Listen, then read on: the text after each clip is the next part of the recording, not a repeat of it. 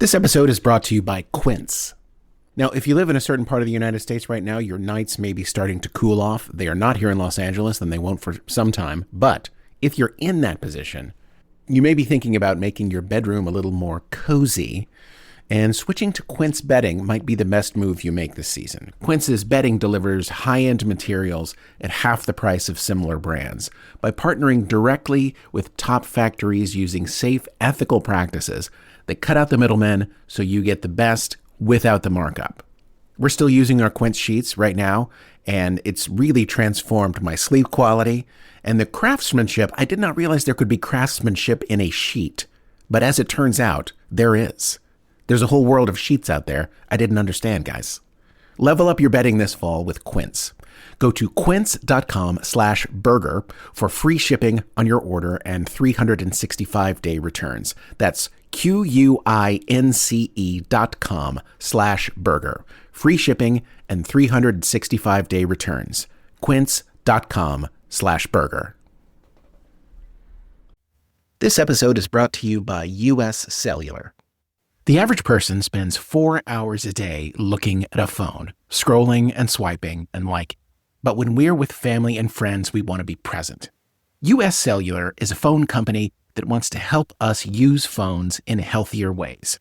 That's why they created Us Mode. It's like a custom Do Not Disturb that helps you block out distractions and get back to connecting. Visit uscellular.com/built-for-us to get started. Hi there, folks. It's Joe Fisher, creator of Midnight Burger. This episode you are about to listen to is part of the Apollo Creators Showcase 2022. Listen to all of the episodes of the showcase and support all of the creators involved by going to www.apollopods.com/Joe. I hope to see you on Apollo, and I hope you enjoy this special episode we created for you. All through our last season on our subscriber feeds, we were doing something called interludes, which were short pieces that we would send out to subscribers in between the main episodes that were a fun way to kind of fill out the story and get some backstory on people, have moments between characters where they wouldn't normally fit into an episode, but they were nice moments. They were a lot of fun to do and great to send out to our subscribers. And now here we are on hiatus. We are hard at work on season 3, coming back in November and December. And we thought we would bring these interludes to the public feed now. They're a lot of fun, and we hope you like them. This set of interludes we're calling idle moments, just moments between characters that didn't quite fit into the main story, but we found them to be kind of moving sometimes and also just a lot of fun to do. So we hope you like them. This first one is called How They Sleep at Night.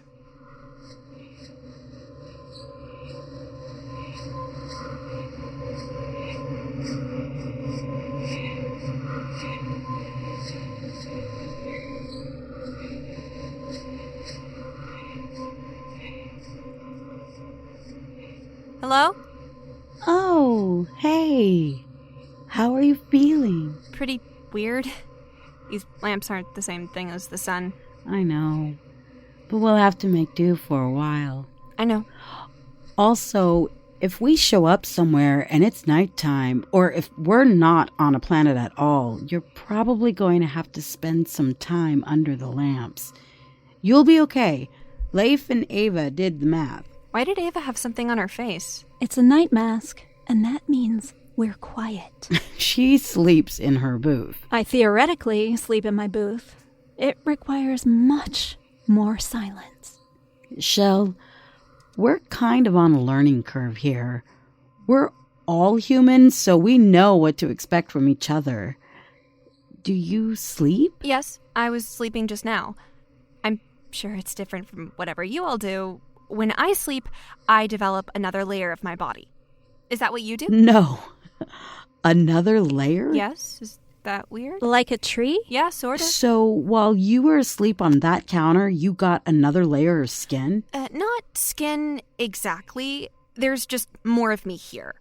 I'm a small fraction taller now than I was when I went to sleep. That's interesting. Oh, that reminds me. Shel, come here. What's up? What does that say? What is Life by Erwin Schrödinger. Huh. So you absorb written and verbal language. I guess so. What is this? A book. You should read it. Okay. What's it made out of? Don't ask. Shel, let me show you everything. You may be here a while. There's a truck stop shower in the bathroom. Do you shower? Like with water falling on you? Yeah. It sounds nice, but there's a new layer of me every day, so... That's actually super convenient. Maybe I will sometimes, though, just for fun. To feel like I'm outside. Yeah. Okay. So, Ava, you sleep here? Yes, and no one else. Ever. And where do the box people sleep? Oh, Effie and Zebulon are already asleep. They sleep in their bed. They sleep... Come out back. Okay. So this is the back. There's the dumpster where we throw the garbage. Don't ask me where it goes. And up here is where Leif sleeps. Come say hi. Up there. Yeah, come on. Gloria. Yeah, I hear you. Watching the stars whip past you when you're used to them sitting still is pretty weird, but I used to get motion sickness in the car, and I got used to this, so you'll be fine. Come on. Everything's fine. Everything's fine. Everything's fine. Hey, Leif. Hey! Oh, hey, Shel. How are you doing? It depends. Do I have to let go of this ladder? Yes. Okay. Feeling not great. Here, have a seat. Thanks. I'm showing Shel where everyone sleeps. Well, this is it. Welcome to Chez Leif. I sleep in that hammock over there. That's my workbench, and you are currently sitting in the living room. It's nice. And also terrifying. What are you working on, Leif? Ava wants to try and detect gravity waves for some reason, so I'm trying to make a laser interferometer the size of a shoebox. How big are they usually? The size of an observatory. Leif, I don't understand. How can you possibly sleep under all this? It's not terrifying? Oh, no. No way. I spent most of my life out here. It's funny. Any given universe, no matter how much is in it, it's still mostly nothing. Light years and light years of nothing. And yet for me, it feels like home. So, Shel, Leif is a good person to talk to if you need some kind of thing. A thing? Yeah. If you find yourself saying, you know what would be great? A thing that does this. Then you should talk to Leif. Like this laser thermometer he's making for Ava. I'm a thing maker. Nutrients. Come again? Nutrients. Just like there may not be a sun wherever we end up, the ground may be whatever this stuff is that you guys walk on. Right. Because you don't eat. I'm still not exactly clear on what eating is, but I'm starting to get a sense of it, and I have to say, real disturbing, guys. I hear you. If I didn't know what eating was and I saw someone eating, I would be like, dude, what are you doing with your face? Exactly. Thank you. So, how do you absorb nutrients? My feet. Crazy. So you're kind of plant adjacent. Sure. Cool. You know what? Let's not overcomplicate it. Socks. Socks? Yeah. I'll whip up a batch of liquid fertilizer. You soak the socks in the liquid, then wear them at night. Boom! So there are things I wear on my feet? Yes. I'm assuming you need the usual stuff. Phosphorus, nitrogen, potassium. If that works for a plant that you know, it'll probably work for me. Excellent. Now, we just need a catchy name. Fertilizer? We can work on the name later, Leif. Sure. We can go back down now, Shel. Oh, good. Thank you. Hey, Gloria. Can we talk for a minute? About what? About the fact that you want to go to war with the Teds? Oh, that. No, We can't. Gloria. Remember how you said you had a problem dipping your toe in the water and never fully committing to something? Yeah? I don't have that problem. Get some sleep, Leif. Big day tomorrow. I'm never going to have to sleep up there, am I? No, you're fine. Great. Come this way. I'll show you where to find me if it's late. This is the kitchen. Did something just move? It's the Parmesan. Don't worry about it. This is where I sleep. It's tiny, but I like it. I figured this was probably the manager's room. You'd use it for bookkeeping and stuff, but when you don't charge for the food, nobody gets paid, and you don't have to deal with vendors. There's not much to do, so they put a bed in here. It used to be Caspar's, then he gave it to me. Where did he sleep? Behind the counter, though he never really slept much. What's all the stuff? I'm a bit of a souvenir person. This is something called a buffalo nickel from 1934.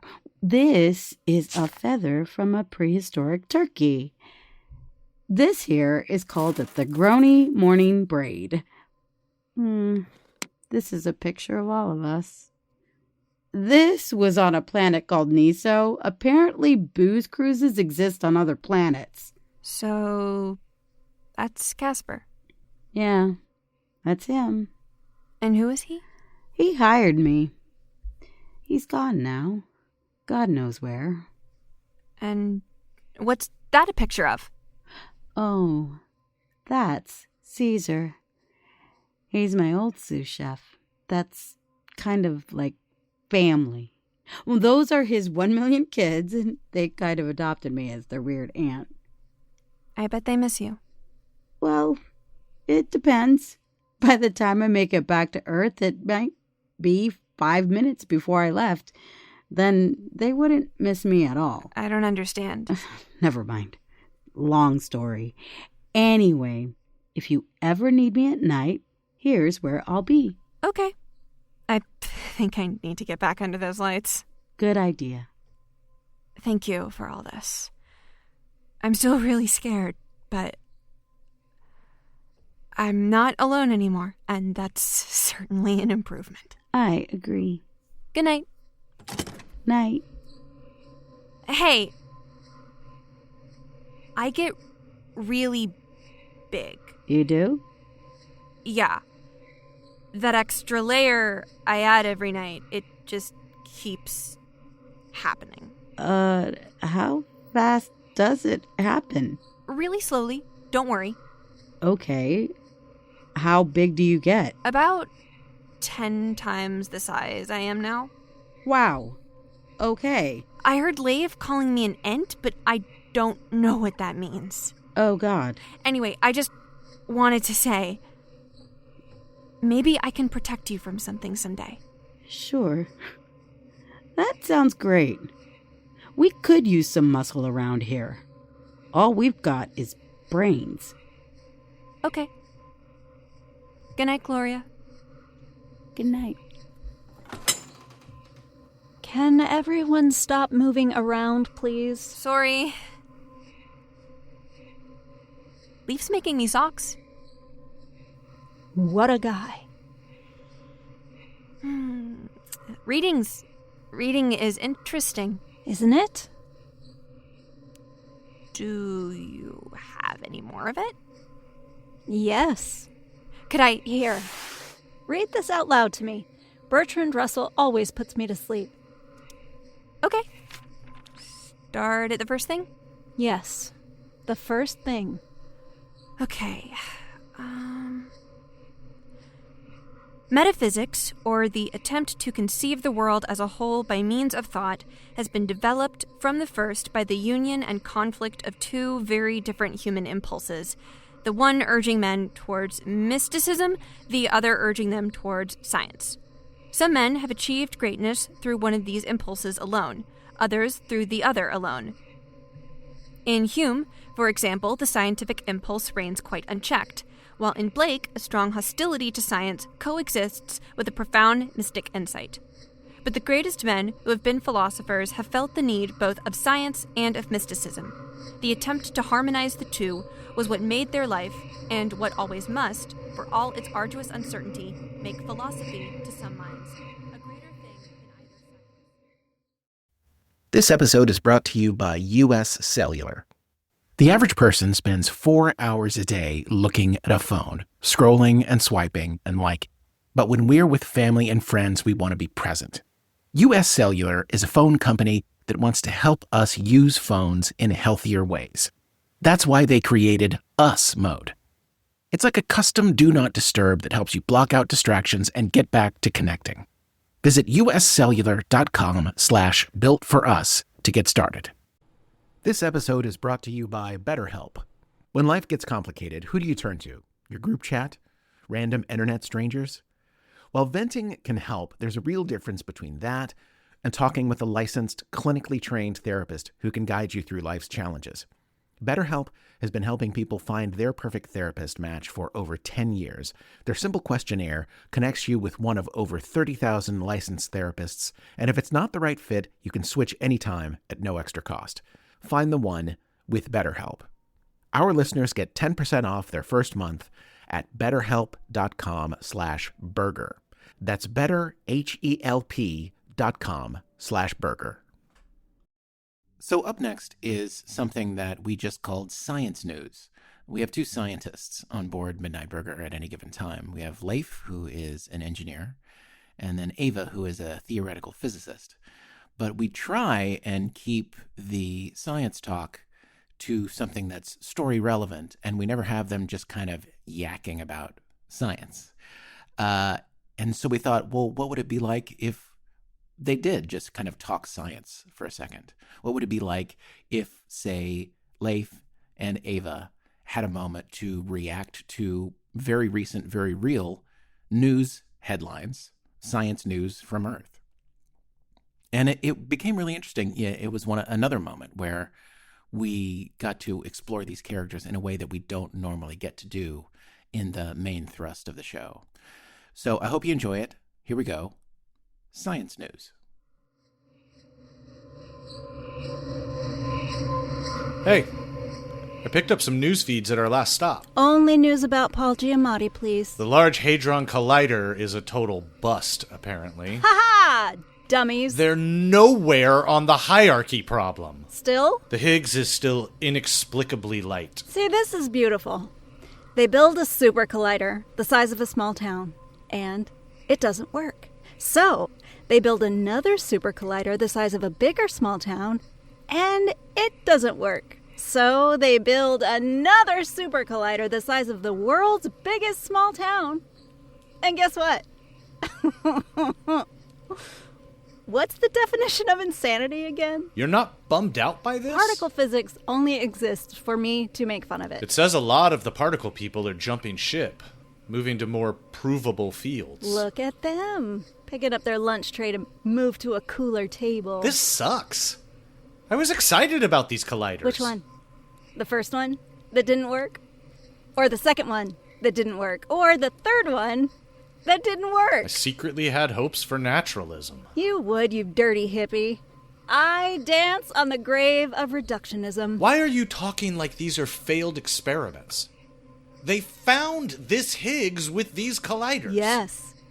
And then, what happened? Apparently it was all downhill from there. I mean, scientists fail all the time, but has there ever been such an epic airball like this?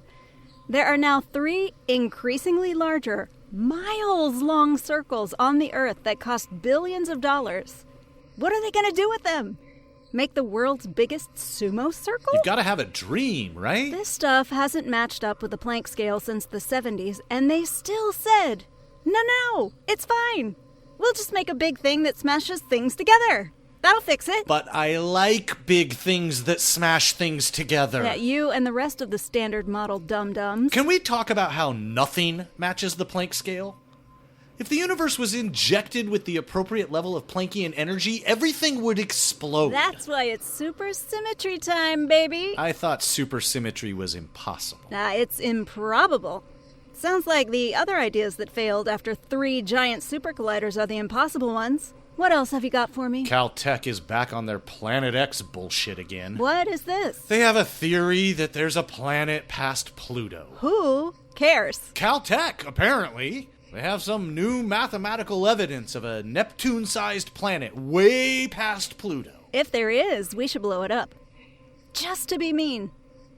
Can we blow up a planet yet? These little pet theories drive me crazy.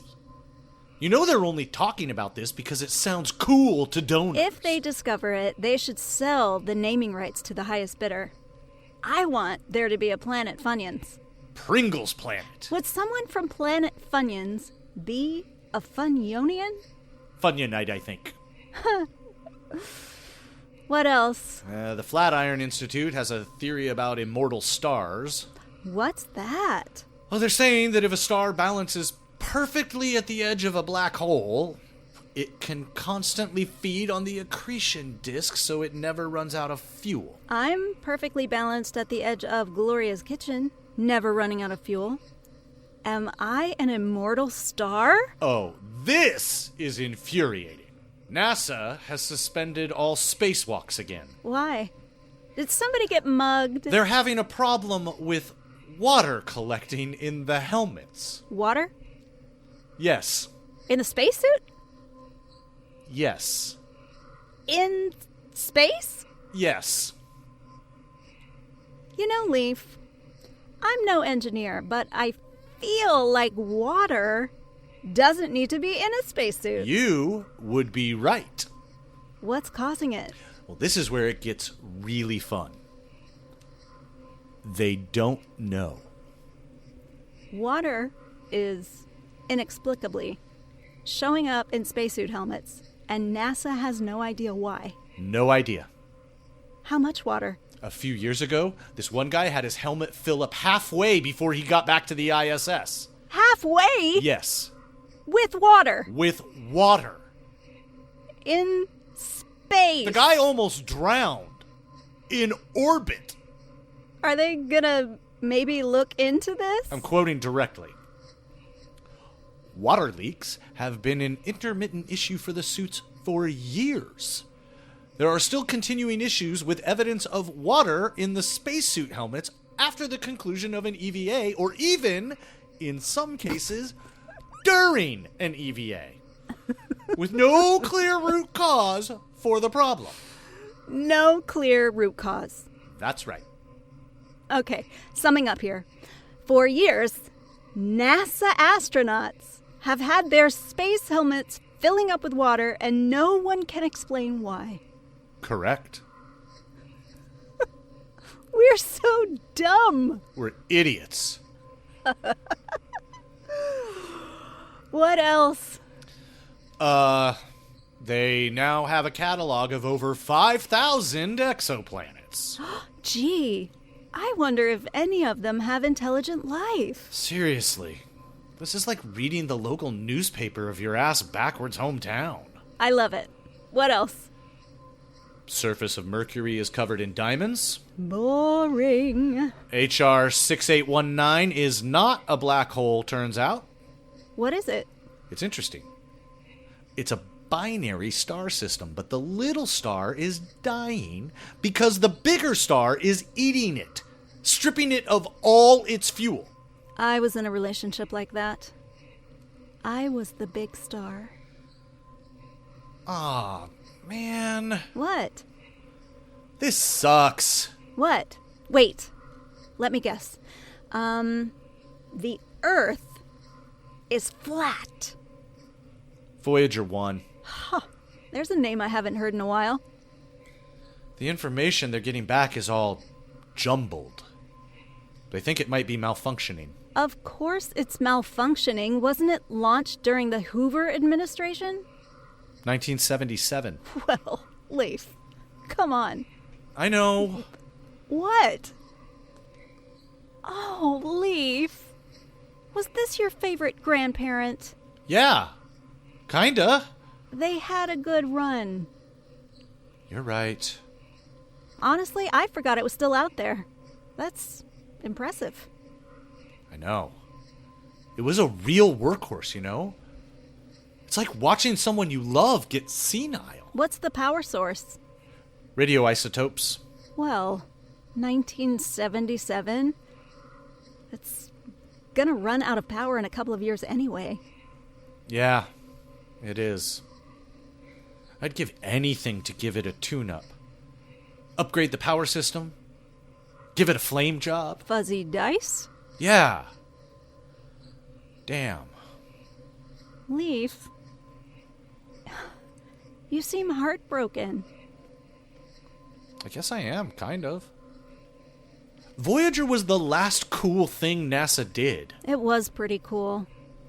I remember sitting there at Berkeley, watching the space shuttle put some friggin' CNN satellite in orbit and just thinking, what are you guys doing? Where's my Mars base, you assholes? The International Space Station? Why? Leave! Nobody wants to live on Mars. I want to live on Mars. We have been there 3 times. You didn't even get off. I know. It's like Nevada without Las Vegas. I know. And 300 below zero. I know. Don't armchair quarterback NASA. They have to deal with congressmen from Tennessee who think the world was made 6,000 years ago. I know. Have you ever watched a congressional hearing? It's like watching hee-haw. Complaining about NASA is every engineer's God-given right. I had this guy on one of my design teams once. He was from Luxembourg. He lived in America for most of his life, but his favorite thing to do was complain about Luxembourg. I guess that's me now. You are really mad at Earth, aren't you? Look, do you have any idea how frustrating NASA is to an engineer? They're sitting on a mountain of cool designs that are never going to happen. Maybe it's the Ted's fault. No, sadly, the NASA mess is all us. We sent 2 Voyager satellites into the unknown with gold records on them. Earth's greatest hits, whale songs, kids, Blind Willie Johnson. That was supposed to be the opening act. Here we come, Cosmos. We were supposed to move out into the stars. Now it's just a bunch of billionaires launching themselves into low orbit saying, "Whee!" It kind of sucks being stuck in our native timeline. I have to check back in on Earth, and I get depressed. You didn't have to check back in. Yeah, I guess I didn't. When did you leave? Earth? 94. Wow. You missed a few things. I kept in touch. That was a mistake. Wait, you found dark matter, a lifelong achievement, when you were in your 20s? I got my master's degree at 19. What do you want me to do? Get a PhD in engineering? Who does that? Leif, you seem mad that you left Earth, but also glad that you left Earth. It's me. What is? It's me. Earth is me. I am Earth. Wow. You really were raised by hippies. Tons of potential, but decided to do this other thing instead. That's Earth. That's NASA. That's me. Ah. Do you know what I mean? Yes. Leif, you have what I like to call a mean case of the I was never featured on an episode of Nova blues. This isn't about my ego. No, but it is about how you see yourself. Maybe you shouldn't be so hard on yourself. And maybe we shouldn't be so hard on our home planet, considering there's a fascist galactic empire out there putting their thumb on the scale. The problem is, sometimes I can't tell the difference. Sometimes I can't tell if it's Earth getting screwed or Earth screwing itself. And sometimes I can't tell if I'm getting screwed or I'm screwing myself. I discovered dark matter on Earth. Nobody ever knew. Carl Sagan made a gold record and sent it out into the great beyond, trying to talk to the rest of the universe. Then after that, crickets. I am Earth. Leif, do you honestly think Sagan was trying to reach alien races with this dying satellite of yours? What else was he trying to do? He made a disc of solid gold, and he put on it everything good about humanity. He said, "This is us. Not anything else. The good stuff. That's us." He made it official. He wasn't trying to talk to the stars, Leif. He was trying to talk to us. That's all he was ever trying to do. Fine. Carl Sagan was great. I'm not. What? No, I'm saying... Ugh. Where is it? Hang on. Don't give me some quote that's going to change my life. No, actually, it's going to depress the shit out of you. Hang on. Aha! Demon-Haunted World by Carl Sagan.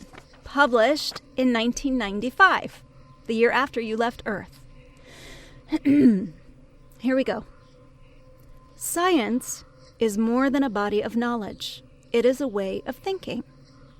I have a foreboding of an America in my children's or grandchildren's time when the United States is a service and information economy, when nearly all the key manufacturing industries have slipped away to other countries, when awesome technological powers are in the hands of a very few, and no one representing the public interest can even grasp the issues, when the people have lost the ability to set their own agendas or knowledgeably question those in authority, when, clutching our crystals and nervously consulting our horoscopes, our critical faculties in decline, unable to distinguish between what feels good and what is true, we slide, almost without noticing, back into superstition and darkness.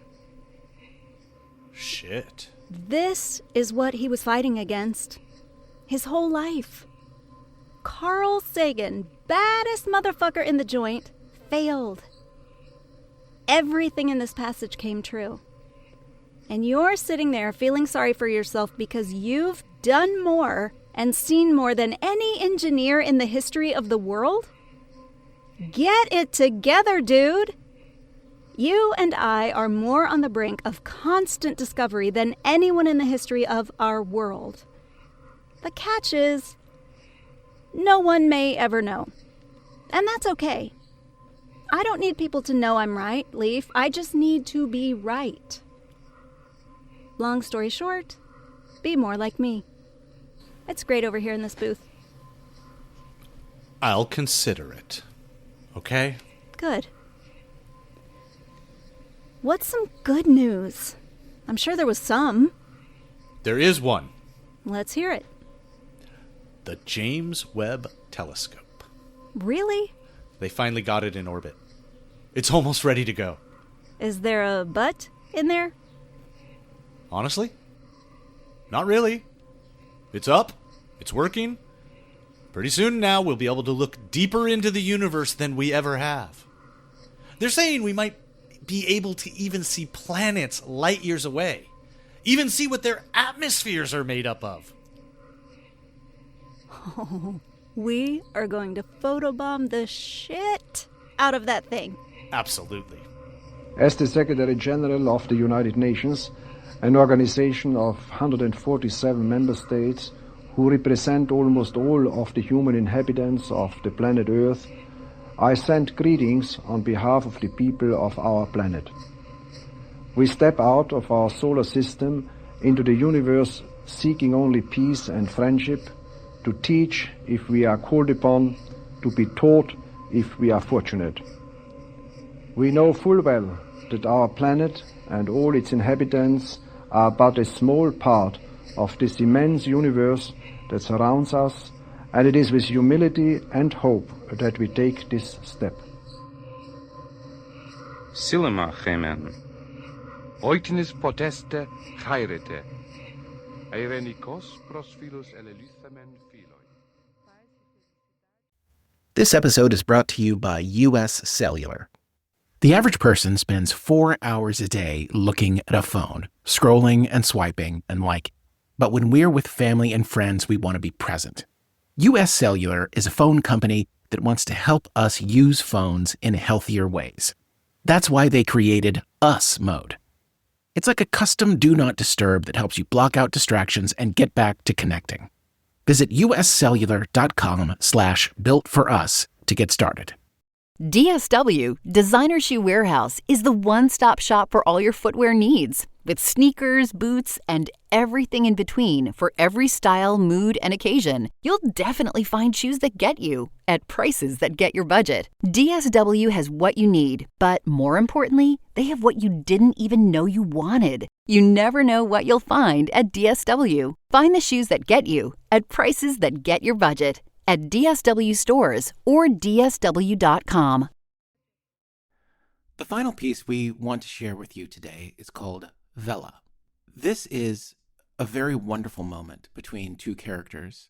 The characters are BertBert, who was an old, almost girlfriend of Leif, and a character called even older Leif, who is basically Leif from the future, who has come back to help out his younger self. They have a lot to discuss and a lot of things to work out. And it was this bizarre conversation that kind of spanned this time divide in a really wonderful way.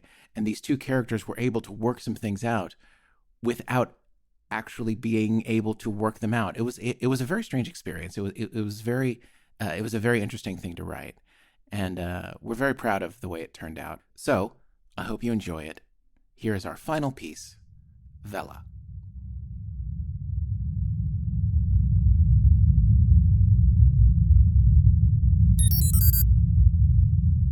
This is BertBert, broadcasting on the undersignal. I am safe. It's hard to describe to you where I've been these past few cycles. At this point, I don't even know how long I've been gone. I promise a full explanation just as soon as I have one myself.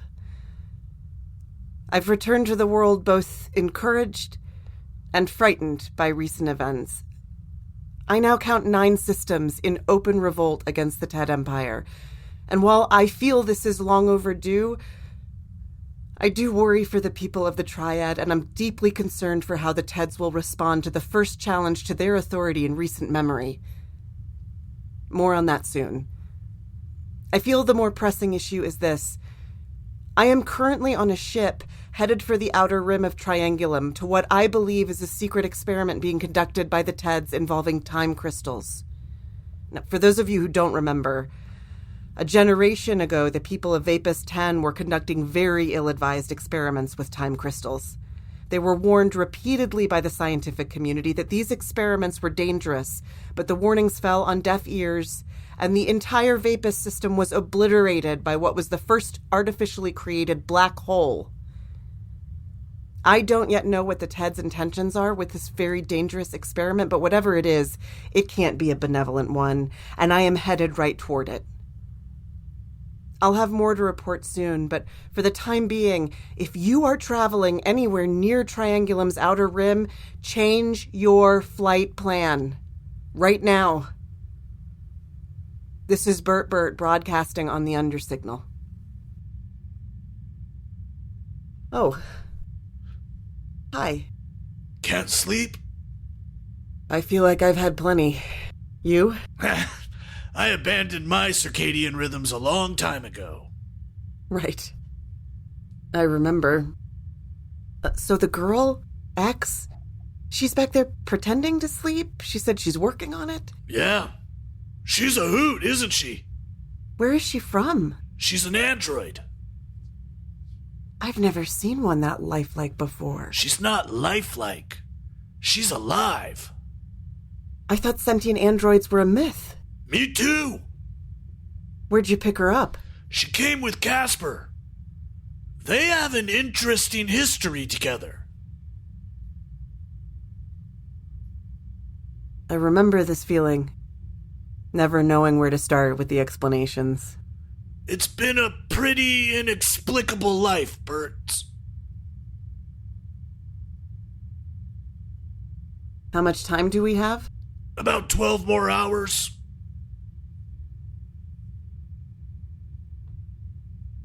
So if you're from the future, does that mean you know how all this plays out? Afraid it doesn't work like that. Would be a simpler life if it did. In my world, the Teds never built whatever this contraption is that we're headed towards. What's the point of time travel if you don't know what's going to happen? It hasn't been half bad. I got to check a few things off the list that I never got around to. Remember Menlor? Oh, Jesus, the robot cowboys? They were real. I told you. I believe you owe me some credits on that one. I'm a little strapped for cash at the moment. Also, I got to this timeline and I saw Leif hadn't busted you out yet. I thought I'd help him out. About a little cleanup. Your ability to get me into trouble was always perfectly balanced by your ability to get me out of it. You got me out of plenty of trouble. Not enough. Fucking pirate. I know. You couldn't have stopped me. At that point, the way things were going in the Triad, yo-ho, the pirate's life for me. I can't ever forgive you for working for Loaf Tracks, Leif. I wasn't asking you to. If you did, you wouldn't be you. You call your folks? Not yet. They're going to be worried. Probably shouldn't tell them I'm okay until I know that I am. I don't know what we're headed for right now. I should probably wait until we all make it through this. Fair enough. Tell them I said hi. It was so infuriating how much they liked you. I know. I can't help it. I'm likable. What was that horrible music you played for my dad? The Stooges. Oh, it was terrible. He played it so much after that. Come on. It's not that bad. It's the music of being pissed off and not knowing where to go with it all. That doesn't describe my dad at all. We've all got a little bit of that in us. Everybody's at least 1% punk rock. It's so weird talking to you. It's like I'm talking to you, but not really talking to you. I imagine it'll be satisfying and disappointing all at the same time.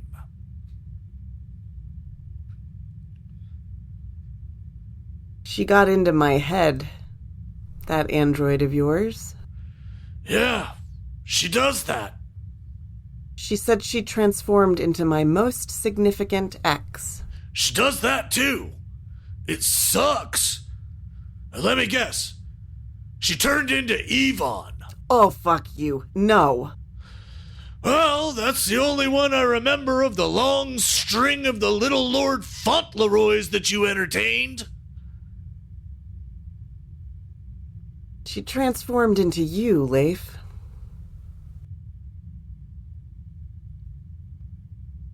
Really? Yes. The thing is, we were never in a relationship, not in my world anyway. Were we in yours? No. Well, then why did she do that?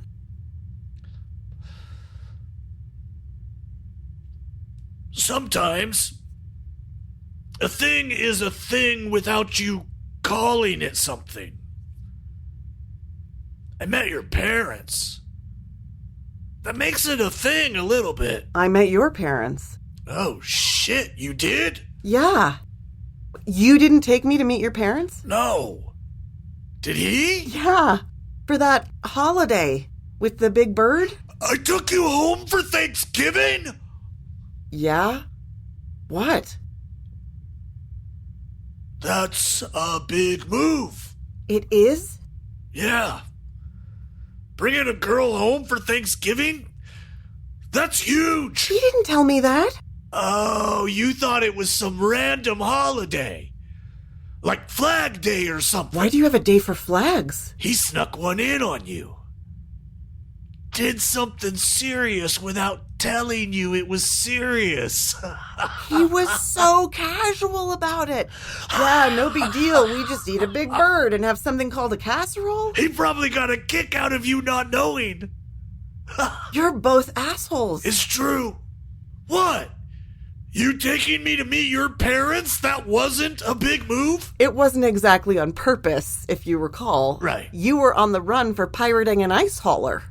You know, technically, I wasn't a pirate back then. I was just a criminal. Thank you for making that distinction. A subtle difference, but an important You really one. think... Oh, what am I doing? You weren't there. You're not him. You're a stand-in. Go ahead. Get your frustrations out. You're a punching bag in the shape of Leif. Hey, Berts. You're not wrong. We could be sailing into certain doom. If you've got something to get off your chest, now's the time.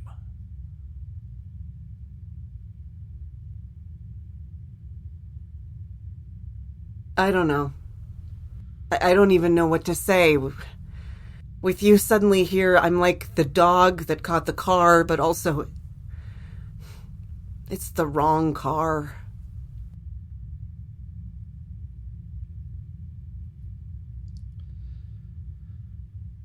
What was I like in your timeline? How was I different? I didn't cut bangs, did I? I was always tempted, but always felt like it was a mistake.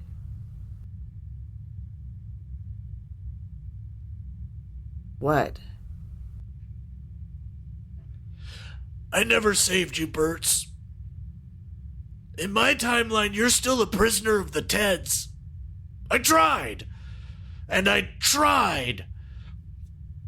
It turns out what was missing from the equation was an indestructible android and a former employee of the Department of Motor Vehicles. I was on your bucket list? That's right. You were the last item on the list. I'm not sure what to do with myself now. Zebulon used to call it the agony of everything completed. You want to know what was different about you? Nothing. I've been to a lot of different versions of this universe.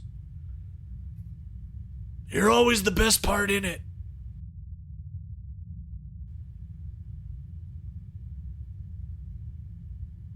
People shouldn't have to get to your age to be this honest, Leif. That's true. Yeah, better late than never.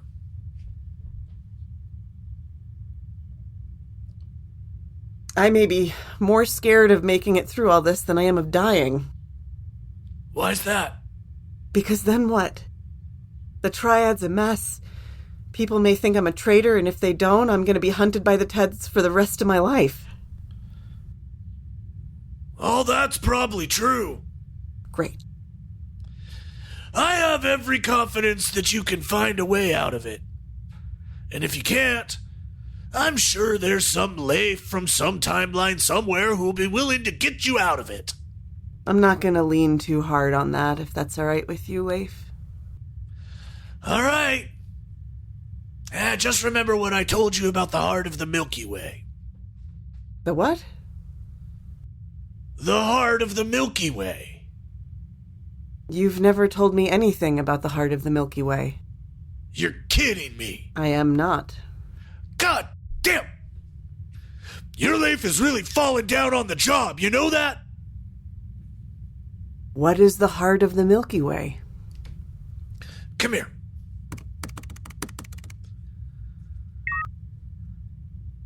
At the center of the Milky Way is a supermassive black hole. But that's not its heart. This is its heart.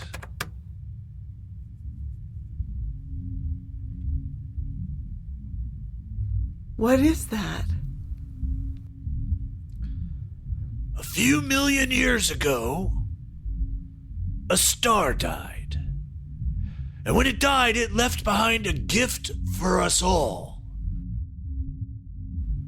Vela.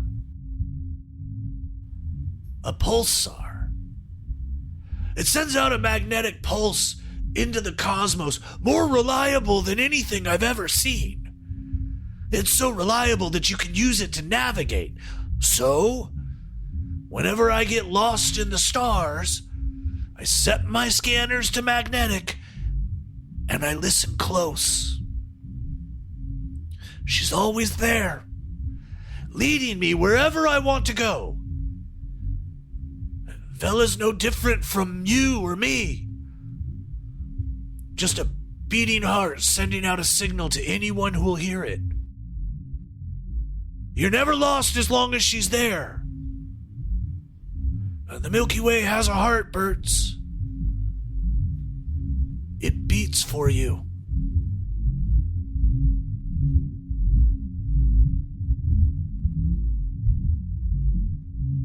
Midnight Burger is made possible in part by our Monte Cristo level and above supporters: Wilson, Billy, BertBert, Bethany, Second Bethany, Sparker, Milo Loves Mycelium, The Art Sherpa, Lucrezia, The Wading Pool Pirates, Mel Momberg, Kurt Bartnick, Nicole Colangelo, Stevie Morley, Rogue, Kenny, Steve and Robin Poole, Pathos, Andrea Strick, Sir Cat Dad, Chancho Villa, Justine Burbank, Peachy Setuichi, Disco Funk Slinger, Edgy Steve, Alice Malice, Todd Van Voris, Thomas Stolen, Michael Christian, Tavrock Stormbringer, Magnificent Hogbeast, Brockowini, Theo Alextine, Jen C., Leia B., Blargo, Onyx Rose, Turlington Beastcoat, Whitney Bliss, Tamara Oliver, Marissa, Terry, Aaron Mitchell, Raven the Necco Queen, Melvis Gray Mystery, Om Vega, Codex Typo, Ang Velasquez, Ruth McCormick, Stuck in Derplahoma, It's Just Blake, Dancing Dog Dreams, JR the Hiker Bear, Menlor, Tracy, Calibri, Nate, Hippo, Malaran, Maroon My Salil, Kara, Late Indeed Again, Ian Hertzler, Mother of Thor, Special K, Ryan Abbey, Sarah Bergenholtz, Zachy Nat, Naya, Anna, Ben and Jessica, Levi, Dullock Steve, Darcy D, and existentially exhausted Bean. I hope you enjoyed this special episode we created for the Apollo Creator Showcase 2022. We had a blast creating it. As mentioned earlier, this is only one episode of the showcase created by us. There are a ton of episodes created by some of the best creators in the industry to check out on the showcase. To listen to the rest of the Apollo Creator Showcase and to find your next favorite creator, go to www.apollopods.com/Joe. Check out the Creator Showcase and support the creators and Apollo that have made this possible. Thank you for your support, and I'll see you on Apollo. The Fable and Folly Network, where fiction producers flourish. This show is sponsored by BetterHelp. It's a simple truth. No matter who you are, mental health challenges can affect you, and how you manage them can make all the difference. That's why everyone should have access to mental health support that meets them where they are and helps them get through. BetterHelp provides online therapy on your schedule. It's flexible, simple to use, and more affordable than in-person therapy. Connect with a licensed therapist selected just for you. Learn more at betterhelp.com. That's betterhelp.com.